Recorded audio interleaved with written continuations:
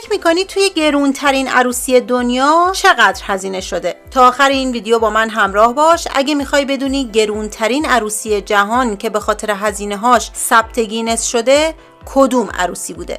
شماره 5، عروسی تام کروز و کیتی هولمز. در 18 نوامبر سال 2006 تام کروز هنرپیشه هالیوودی با کیتی هولمز که به لطف بازی در نقش جوی پارتر در سریال داوسون به یک ستاره بین المللی تبدیل شده بود و در اون زمان 26 ساله بود ازدواج کرد. عروسی اونا در یک قصر قدیمی قرن 15می در ایتالیا بود. لباس این عروسی مجلل توسط مزون آرمانی و شخص جورجیو آرمانی طراحی شده بود. درسته که این عروسی بسیار پرهزینه بود، اما با وجود داشتن یه دختر به خاطر اینکه دیگه کیتی از اینکه مداوم توسط پاراپاتسی ها تعقیب میشد و تحت نظر بود و این باعث شده بود که حتی یه پارک با دخترش بدون حضور عکاسا نتونه بره، تقاضای طلاق از تام کروز رو داشت. اونا 6 سال بعد از ازدواجشون از هم جدا شدن و کیتی دخترش رو به تنهایی و با احتیاط از حضور دیگران در اطرافش در نیویورک بزرگش کرد. شماره 4، وین رونی و کالین مکلافلین. وین رونی بازیکن فوتبال منچستر یونایتد و تیم ملی انگلیس و امروزه از گرونترین مربیان فوتبال جهانه و کالین مکلافلین هم مجری تلویزیون و مقاله نویس انگلیسیه. مراسم ازدواج اونا در 12 ژوئن 2008 باز هم در ایتالیا انجام شد. این جشن 4 روز طول کشید و روی یک کشتی تفریحی زیبا برگزار شد. 64 نفر مهمون داشت که همگی با هواپیمای خصوصی به این مراسم رفته بودند. نکته جالب در این مهمونی بخش پذیراییش بود. این زوجی مراسم عقد معمولی و ساده داشتند و برای شام به مهموناشون پیتزا دادن. از دلایل بالا رفتن هزینه‌های مراسم این عروسی هم لباسش بود که توسط یه مزون سرشناس و گرون قیمت طراحی شده بود و قیمت لباس عروسش 3 میلیون دلار بود و هزینه این عروسی 8 میلیون دلار.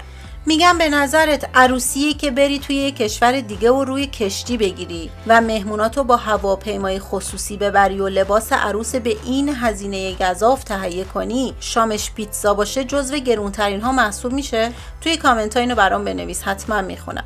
تازه سرنوشت این عروسی هم زمانی که کالین حامله بود تغییر کرد. کالین زمانی که کای رو حامله بوده، یه روسپی به اسم جنیفر تامسون ادعا میکنه که باید رونی بابت خدماتی که در زمان حاملگی همسرش از اون دریافت کرده پول پرداخت کنه. همین باعث میشه زندگیشون کنفیکون بشه، مورد انتقادات زیادی توسط رسانه ها قرار بگیره و حتی روی عملکردش توی زمین فوتبال هم تاثیر بذاره.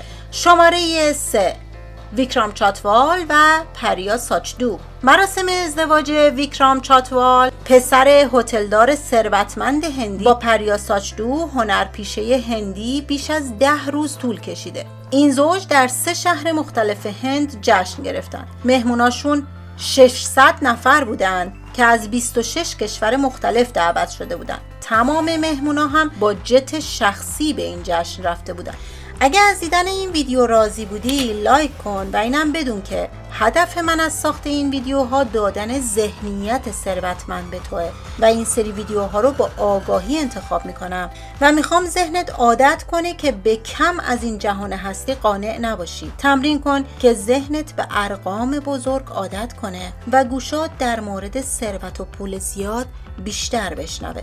پس سابسکرایب کن و با من همراه باش تا به مرور تأثیر این فکر و اندیشه رو روی ذهنت و زندگیت ببینی. بریم برای 2 شماره آخر این مجموعه. شماره 2، الکساندرا کوکوتوویچ و آندری ملیچنکو.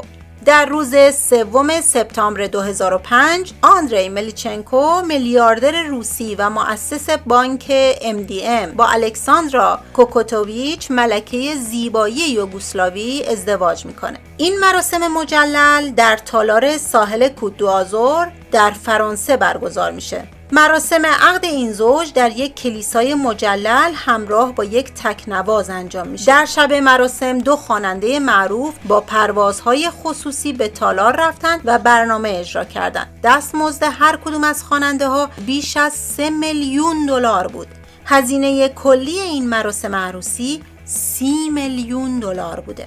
و اما شماره 1 این مجموعه، گرونترین عروسی جهان که ثبت گینس شده، وانیشا میتال و آمیت باتیا بودن. وانیشا میتال دختر میلیاردر معروف لاکشمی میتاله و آمیت باتیا هم بانکدار و سرمایه گذار معروف هندیه. مراسم ازدواج اونها در یک تالار قرن 17 مجلل در فرانسه به نام ورسای در نوامبر 2006 برگزار شد. این ازدواج 5 روز طول کشیده، 100 نوع غذای مختلف توسط سرآشپز معروف کلکته تهیه شده و برای نوشیدنی های این مراسم 1.5 میلیون دلار هزینه شده. 1000 نفر هم به این مهمانی دعوت شده بودند. هزینه این عروسی 66 میلیون دلار بوده که گفتم گرونترین عروسی جهان بوده که ثبت گینس شده. ممنون از همراهی تا آخر این ویدیو.